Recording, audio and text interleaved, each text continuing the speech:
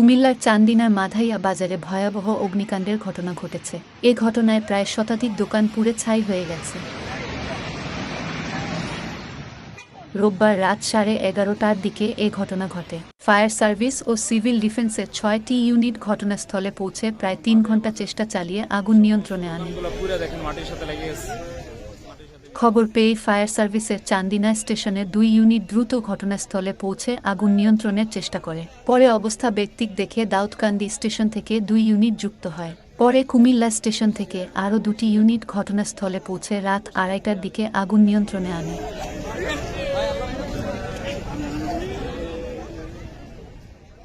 তবে আগুনের সূত্রপাত ও ক্ষয়ক্ষতির পরিমাণ সম্পর্কে এখনও জানা যায়নি। ফায়ার সার্ভিস এ নিয়ে কাজ করছে।